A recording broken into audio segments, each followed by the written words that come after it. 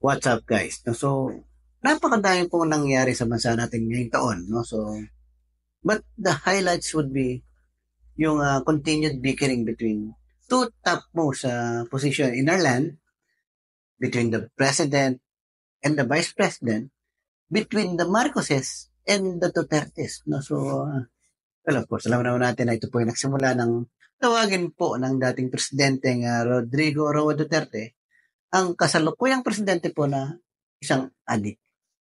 Na ito naman po ay sinagot ng ating Pangulo, Bongbong Marcos, na maybe,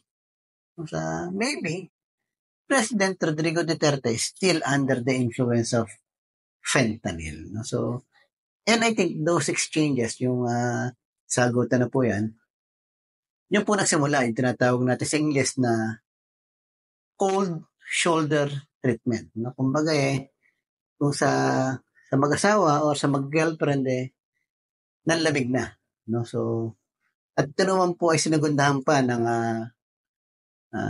pag-question ng mga kongresista at mga senador sa confidential fund ng Office of the Vice President nang ito po ay dinideliberate. No? So, nung dinideliberate po ang budget ng Office of the Vice President, yan po ay naungkat at ito po ay one way or the other dito po nagkaroon ng lamat, no? Ng tunay na lamat.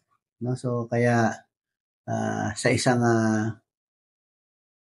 press con, sinabi po ng Vice Presidente na ipapatapon niya, huhukayin niya at papatapon niya sa West Philippine Sea ang bangkay, no? Ang labi ng dating Pangulong Ferdinand Marcos sa West Philippine Sea. So, one way or the other, kahit na po ako yan at ama ko po yung itatapon, one way or the other magagalit po tayo. No? So, syempre, they wouldn't take it lightly. Syempre, maybe hindi naman samugot yata si Marcos that time, si Presidente Marcos, pero one way or the other, nandyan yan. So, then, another, no, so, talagang mas tinindihan pa nila yung pag-scrutinize ng Kongreso, when I say Kongreso, House, and the Senate, sa confidential fund ng OPP. No? Kaya hindi ito ma-approve. No? So, at dumami pa ang question instead sa kasagutan. No? So, at nangyari lang po na na-cite in contempt yung Chief of Staff ng Vice Presidente Sara Duterte. At ito po ay nagdulot ng mas matindi pang bangayan, no? To a point na nagkaroon ng kill threat ang Vice Kapag Presidente pinatay laban ako, po sa patayin mo si pamilyang BBM, Marcos. si Dahil sa Lisa pamilyang Marcos Araneta, between at si Martin Romualdez. No the joke. President, Bongbong Marcos, First Lady, Lisa Marcos Araneta, and of course, with the House Speaker, si Martin Romualdez. And of course, sabi nga ni President Bongbong Marcos ito pong threat na to ay papalagang ko. Okay, so, while one thing is certain, no? Isa lang po talaga yung, kung titignan natin ang iniimbestigahan po dito is yung confidential fund ng Office of the Vice President. No? So, nothing more, nothing less. Not the President's confidential fund, which I think is hindi naman talaga subject to investigation. No? So, ito pong confidential fund ng Office of the Vice President ang inimbestigahan ngayon. No? So, dahil allegedly merong irregularities, wrongdoing sa pagkakadisburse dito at saan ba napunta ang pera ng tao. No, yan po ang inimbestigahan. No? So, at alam natin marami nagagalit yan. So, pero sa lahat po ng nangyayari from January up to now, no? December 1, sino po bang nanalo at sino po ang talo? Who benefits? No? So, si the Vice President dahil mas umingay yung pangalan niya, inassert niya yung position niya, or dahil nabuhayan yung mga supporter niya, or is it the President?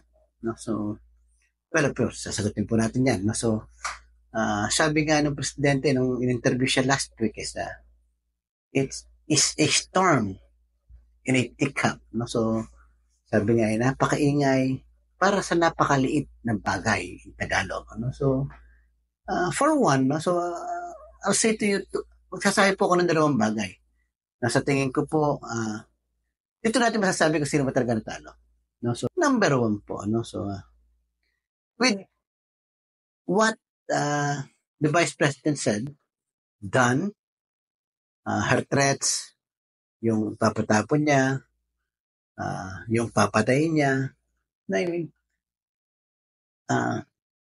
with everything the Vice President did, one thing is clear, no? So, mas maingay siya kesa sa administrasyon, which is Bongbong Marcos. Unfortunately, nagkaroon kasi ng diversion, no? Instead na ang mapuna yung mga, let's say, yung pagkukulang ng administrasyon sa ibang bagay. Let's say there are issues na dapat mas pinagtutuunan ng pansin ng Kongreso, mas pinapanood ng tao, mas dapat aware ng tao, hindi po nangyari yon dahil nalihis po lahat kay VP Sara Duterte.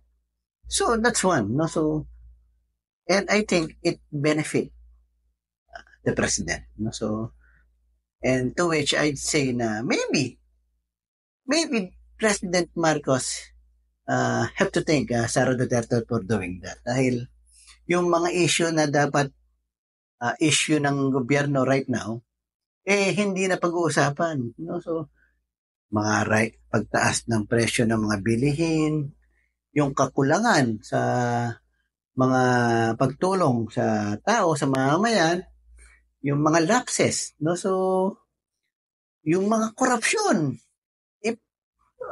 we don't know where, no? But yung mga bagay na yan, hindi na pag-uusapan. Well, of course, because of the fuss, sabi nga, yung ingay na naibigay ng issue with this confidential fund. No? So, maybe it is a diversionary tactic also on the part of the president na, of course, sige, let's agitate this one para kahit paano ito yung maging issue at hindi makita ng tao, ng oposisyon, kung meron man, yung lapses ng gobyerno. Well, that's the, no? That's one thing. No? So, na-divert yung attention sa kanya, kay Vice Presidente, to a point na nakalimutan natin na meron palang mga pagkukulang ang gobyerno, no? At hindi natin na pag-uusapan. No? So, that's it. That's number one. No? Second, no? So, we all know that the Vice President, Sara Duterte, has been tapping presidential survey. No? So, sabi ko nga as early as 2018, 2019, 2020, 2021, kahit saan mo tingnan ng survey, lahat lamang siya. To a point na dapat siya na nga nanalo 2022. No? So, lamang siya up to this point, if I'm not mistaken. No? So, let's check. No? So, presidential survey 2024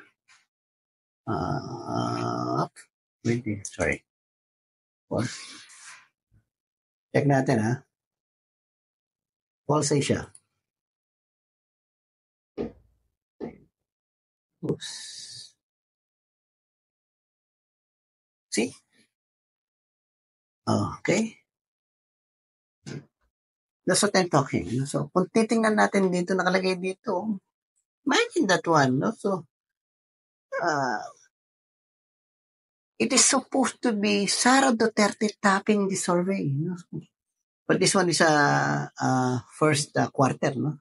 March, no? Nangyari itong survey na to, and it is in favor of Rafi Tulfo. No? Second would be Sara Duterte, 35 and 34. So, NCR 4126. What's this BL? No, so I forgot this BL. Bicol Region. See, if you look at it, naumusta na pa siya, no? So I thought all along na siya pa rin lamang, pero mukhang naumusta na pa siya ni Rafi Tulfo, no? So So that's what I'm telling. No? So usually kasi sa politika, pag lamang ang isang tao, the political opponents, yung opposition, will do everything para siraan ka. Okay lang naman natin sa politika, no? Remember in 2016, Binay has been topping all the surveys, no? Na siya yung mananalo, leading up to the 2016 election. No? So, but, sa sobrang galit yata ni Trillanes and Cayetano, almost 1 year lang siniraan si Binay, and of course, what happened to Binay? Ang nanalo po is Duterte during that time, and Binay lost the election. No? So, pero siya yung talagang nagtatap ng mga election. So, ang point ko is that Sara Duterte is doing her opposition to the presidential election come 2028 dahil siya na mismo, well, sad to say, no? Siya na mismo sumisira sa sarili niya. So in my word, I think the Vice President is self-destructing, So, kumbaga, nakikita ng tao, sino ba si Sara Duterte? So, and I think Sara Duterte has been doing the opposition a favor. Sabi ko siya na mismo sumisira sa sarili niyang tsansa na maging presidente come 2028. Well, that's it, guys. So, hope my opinion are somewhat relevant to you, interesting, and helpful. So, para kayo paano po makatulong po sa pag-iisip nyo with regards politics. So, yun lang, guys. So, sana po kayo paano po nakatulong ito, and hopefully, matutungan natin itong mga susunod na episode na ito. So, yun lang, guys. Maraming salamat. God bless you.